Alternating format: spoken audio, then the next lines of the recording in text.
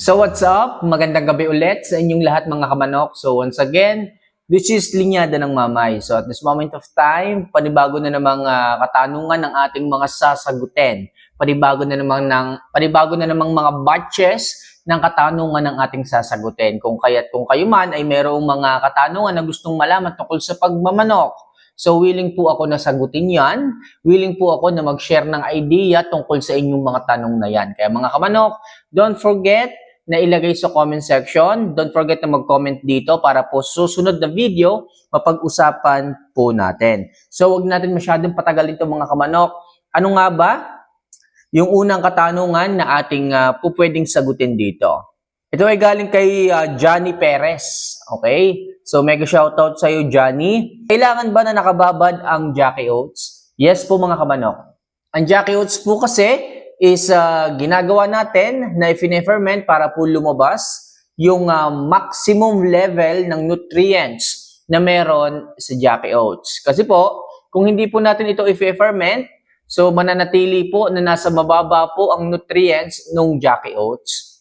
Especially yung mga Jackie Oats na nabibili natin. Yung iba kasi, tinatanong sa akin kung okay lang ba na hindi ibabad, okay lang ba na kung pwede daw ibabad is magdamag lamang. Okay, sabi ko naman po, pwede naman po yan kahit hindi ibabad or ibabad man ng sandali lang po, pwede rin po.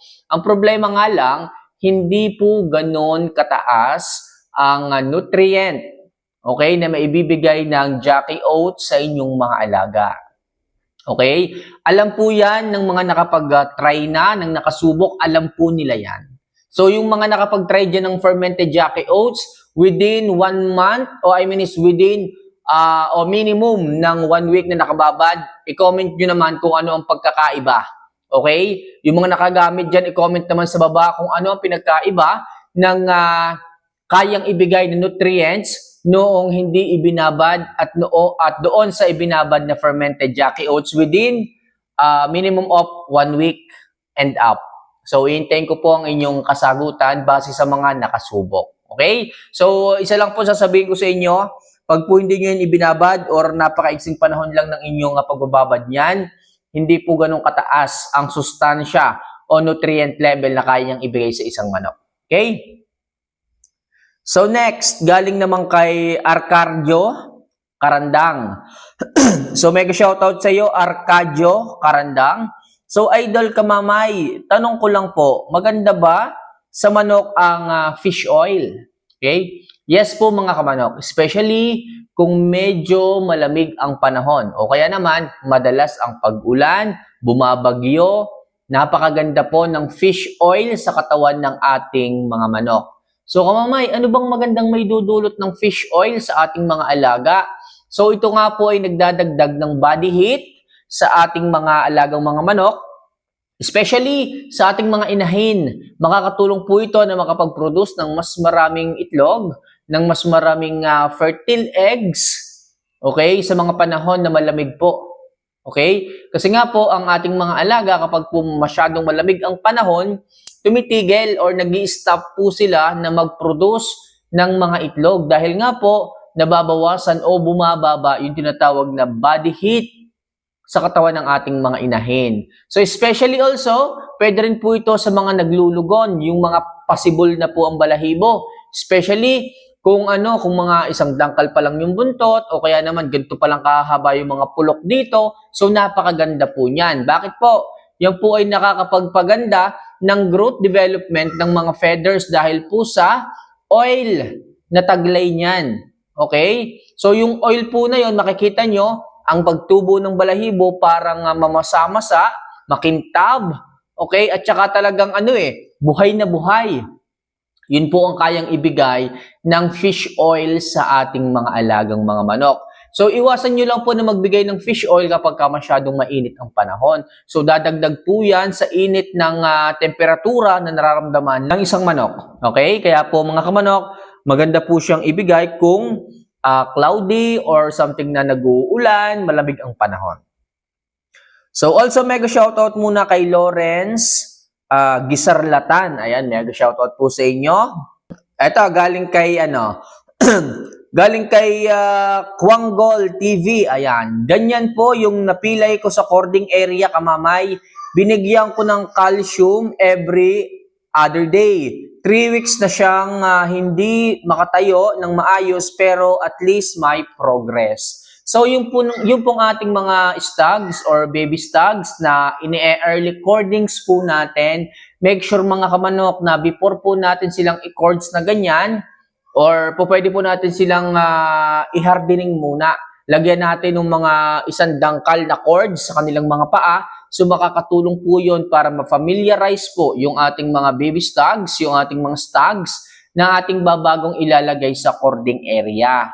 So mapapamiliarize po yung kanilang mga paa na meron na po silang suot na porcelas. Okay, so mas makakatulong po yun.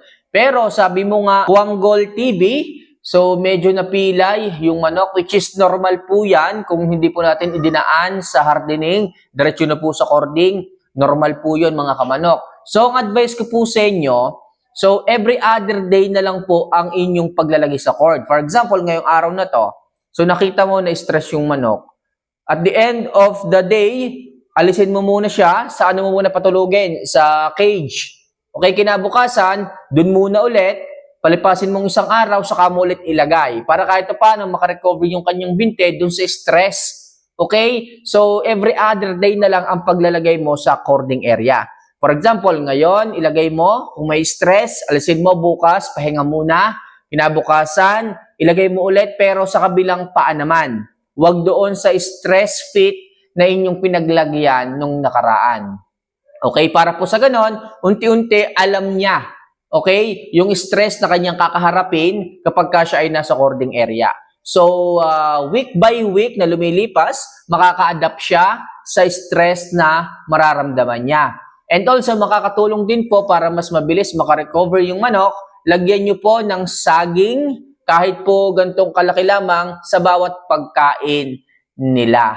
Okay? And make sure mga kamanok, bago nyo po sila ilagay sa cording area, make sure na priming nyo na po at napaliguan sila. Para po hindi po sila uncomfortable. Okay? Para po sila ay hindi po ma-stress masyado sa cording area. Okay? Para po sa ganon, mabilis po ang development, mabilis po ang growth development ng manok. Okay? Huwag po kayong maglalagay sa cording area kung may sipon yung mga manok. Lalo po lang silang may stress. Okay? Make sure healthy po silang mapapalagay dyan. Healthy po silang mailalagay sa cording area. Makakatulong po yung saging and also yung calcium na ibinibigay po ninyo sa kanila upang mas mabilis po ang recovery ng bones.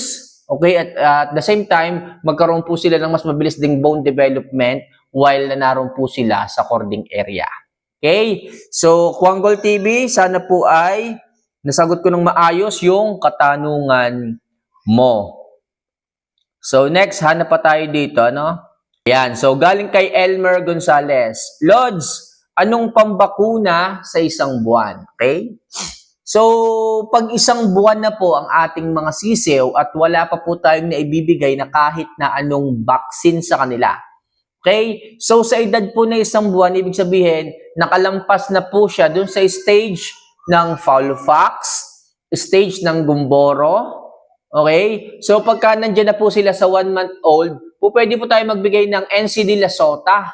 So, ang NCD Lasota po, yan po ay makakaiwas sa peste or yung Newcastle disease na maaaring tumama sa manukan mo. Okay? Pag sinabi pong peste, maaari pong ubusin yan lahat ng alaga mo dyan sa farm mo kung hindi ka po makakapagbigay ng NCD Lasota sa kanila. Kaya po para sa akin, kung wala pa kayong naibibigay na kung anumang bakuna o vaccine, pagdating nila ng isang buwan, magbigay ka ng NCD Lasota and next week, sundan mo siya ng Coryza vaccine. Kasi po maaari pong tumama na rin or dapuan na rin ng Coryza yung mga alaga mong yan. Yung pong pag sinabing Coryza, bigla na lang po magluluha ang kanyang mga mata. Okay, tapos damay-damay na po, sunod-sunod na po hanggang sa may stress na rin po kayo sa pagbibigay ng kung ano-ano mga antibiotic para sa kanila.